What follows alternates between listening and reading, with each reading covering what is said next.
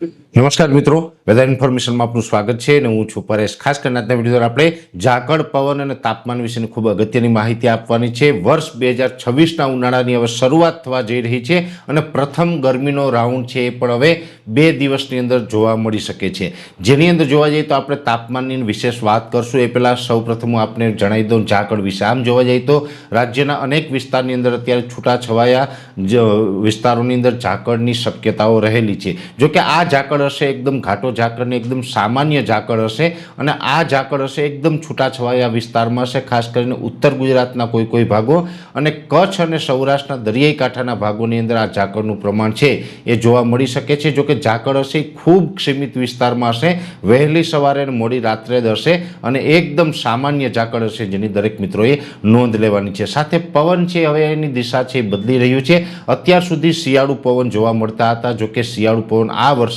થોડાક લાંબા પણ ચાલ્યા। અત્યારે માર્ચ મહિનાનું પ્રથમ અઠવાડિયું પૂર્ણ થવા આવ્યું છે તો પણ હજુ આપણે અમુક વિસ્તારની અંદર શિયાળુ પવન જોવા મળી રહ્યા છે, પણ હવે આવનારા 2 દિવસની અંદર પવનની દિશા બદલી જશે।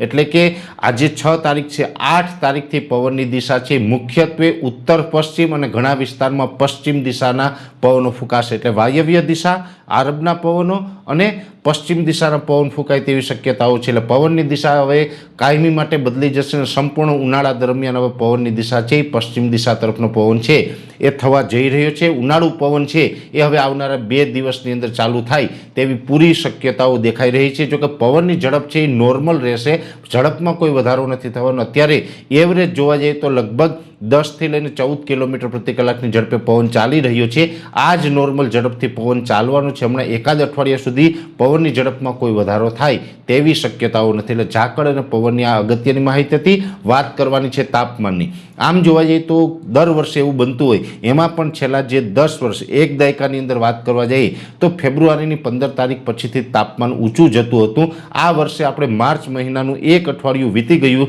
છતાં પણ હજી તાપમાન છે નોર્મલ કરતાં 2 ડિગ્રી નીચું છે, પણ હવે 2 દિવસની અંદર તાપમાન વધવા જઈ રહ્યું છે। અત્યાર સુધી જે તાપમાન, એમાં પણ અત્યારે જે આ માર્ચ મહિનાના પ્રથમ અઠવાડિયામાં જે તાપમાન ચાલી રહ્યું છે તે એવરેજ 32 થી લઈને 34 ડિગ્રીની રેન્જમાં ચાલી રહ્યું છે।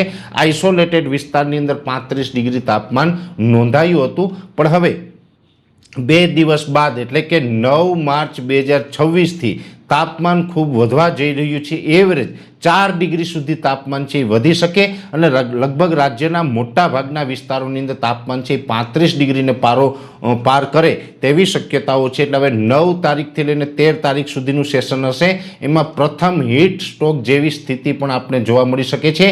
એવરેજ મોટા ભાગના વિસ્તારોની અંદર 36 થી લઈને 38 ડિગ્રીની રેન્જમાં તાપમાન જોવા મળશે અને આઇસોલેટેડ વિસ્તારની અંદર કદાચ તાપમાન છે 39 અથવા તો 40 ડિગ્રી થઈ શકે છે। એટલે જે આ 9 થી 13 માર્ચનો જે સમયગાળો છે એમાં પ્રથમ તાપમાનનો એક હીટનો રાઉન્ડ છે આવી રહ્યો છે। જોકે આને આપણે હીટવેવનો રાઉન્ડ ન કહી શકાય, પણ હીટનો ચોક્કસ રાઉન્ડ કહી શકાય। તાપમાન ફરીથી એક વખત ઊંચું જવાનું છે અને આ તાપમાન છે એ પ્રથમ વખત એટલે કે વર્ષ 2026ના શિયાળાની અંદર પ્રથમ વખત આ તાપમાન ઊંચું જાય તેવી શક્યતાઓ છે। અત્યાર સુધી તાપમાન તો ઊંચું જોવા મળ્યું હતું પણ 36 ડિગ્રીને પાર નહોતું થયું, એ હવે આપણે 36 ડિગ્રીને પાર થવા જઈ રહ્યું છે અને મોટા ભાગના વિસ્તારોની અંદર તાપમાન 38 ડિગ્રીના આંબી જાય તેવી શક્યતાઓ છે અને આઇસોલેટેડ વિસ્તારમાં 39-40 ડિગ્રી। એટલે એટલું કહી શકાય કે ઉનાળાની શરૂઆત હવે 9 તારીખથી થવા જઈ રહી છે। અને આમ પણ આપણે ઘણા સમયથી લાંબા ગાળાના અનુમાનમાં જણાવ્યું હતું કે શિયાળુ પવન અને શિયાળુ ઋતુ છે આપણે 8 માર્ચ સુધી તો જોવા મળશે જ, પછીથી આપણે ઉનાળાની શરૂઆત થશે। એ જ મુજબ હવે 9 માર્ચ 2026થી ઉનાળાની શરૂઆત થવા જઈ રહી છે, જેની દરેક મિત્રોએ નોંધ લેવાની છે અને ગરમી માટે દરેક મિત્રો તૈયાર રહેજો। 9 તારીખથી ઉનાળાની શરૂઆત થાય છે, પણ હીટવેવના જે રાઉન્ડ આવશે એ આ વર્ષે થોડાક આકરા હશે અને આ વર્ષે દર વર્ષની સરખામણીએ તાપમાન છે એ થોડુંક વધારે ઊંચું જાય તેવી પણ માનસિક તૈયારી રાખવાની છે। જોકે વધારે ઊંચા તાપમાનને કારણે વચ્ચે કોઈ દિવસ આપણે વાદળછાયું વાતાવરણ અને માવઠાના ઝાપટા છે એ પણ જોવા મળી શકે છે। જોકે હમણાં કોઈ માવઠાની શક્યતાઓ નથી, લગભગ આપણે 18 તારીખ સુધી તો કોઈ માવઠાની શક્યતાઓ નથી। 18 તારીખ પછી શું થશે એ આપણે આવનારા દિવસની અંદર માહિતી આપશું, પણ આજના વિડીયોની અંદર ખાસ તાપમાન, ઝાકળ અને પવન વિશેની જે માહિતી આપવાની હતી આપવાનો પ્રયત્ન કર્યો છે.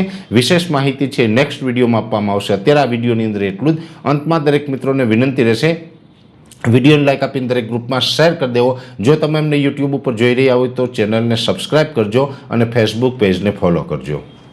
નમસ્કાર.